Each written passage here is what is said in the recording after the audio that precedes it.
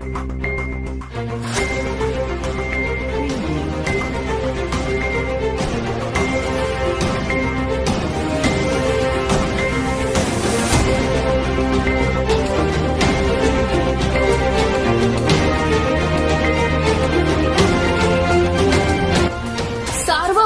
News Maharashtra. Ahmednagar जिल्ह्यातील राहुरी येथील शिक्षक मतदारसंघाच्या मतदान केंद्रावर शिक्षक मतदारांना भर पावसात उभं राहण्याच्या दुर्दैवी वेळ स्थानिक निवडणूक निर्णय अधिकाऱ्यांच्या निष्काळजीपणामुळे ओढवली गेली आहे। हवामान खात्याने पावसाचा अंदाज वर्तवण्यात आला असतानाही प्रशासनाने याकडे दुर्लक्ष केल्याने अक्षरशः शिक्षक मतदारांना भर पावसात उभा राहून मतदान करण्याची वेळ आली होती।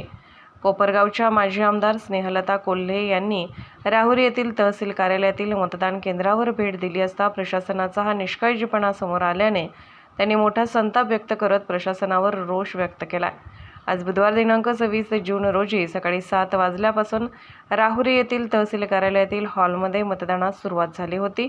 या ठिकाणी प्रशासनाने ऊन वारा पाऊस पाणी या प्रकारच्या कुठलीही व्यवस्था केली नसल्याने निवडणूक प्रशासनाची व्यवस्था कोलमडली असून काही शिक्षक महिला आपल्या लहान मुलांना घरी ठेवून मतदानासाठी या ठिकाणी आल्या असताना त्यांचीही कुचंबणा झाली आहे। शिक्षक हा प्रत्येक मतदानाच्या वेळी निवडणूक दरम्यान प्रशासनाला मदत करत असतो, याची प्रशासनाने जाण ठेवणे गरजेचे होते असे कोपरगावच्या माजी आमदार स्नेहलता कोल्हे यांनी म्हटले आहे। तर यावेळी शिक्षक मतदारांनीही प्रशासनावर ताशेरे ओढले। या ठिकाणाहून माजी आमदार स्नेहलता कोल्हे यांनी दुपारी 3:30 वाजता निघून गेल्या व 4 वाजल्यानंतर मतदान करण्यासाठी आलेल्या मतदारांसाठी वॉटरप्रूफ मंडपाची प्रशासनाकडून सोय करण्यात आली। या घटनेमुळे शिक्षक मतदारांमध्ये मोठी संतापाची लाट पसरली होती।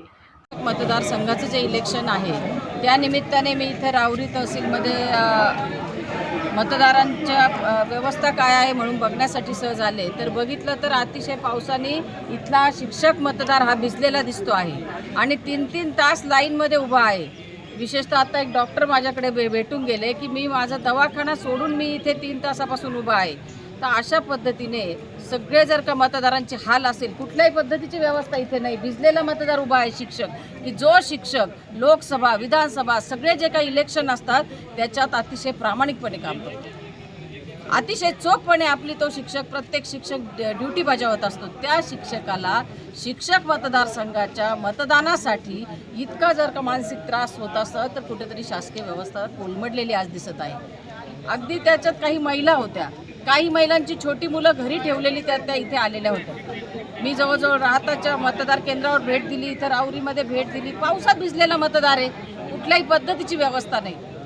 अशा पद्धतीने जर का काही इलेक्शन व्यवस्था काम करत असेल तर अतिशय दुर्दैवी गोष्ट आहे ही।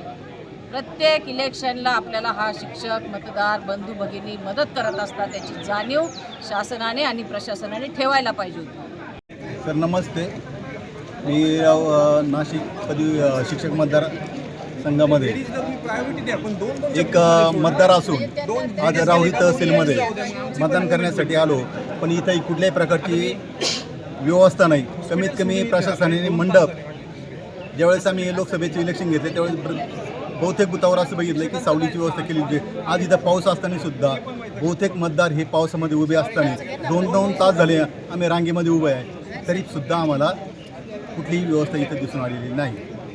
प्रशासनाला काय सांगणार? प्रशासनाला एक विनंती आहे की कमीत कमी मतदारांना तुम्ही मंडपाची व्यवस्था किंवा ताडपत्रीची व्यवस्था करणे गरजेचं होतं किंवा पिण्याच्या पाण्याची व्यवस्था करणे गरजेचं होतं। सर्व मंथन न्यूज महाराष्ट्र, राहुरी, अहमदनगर।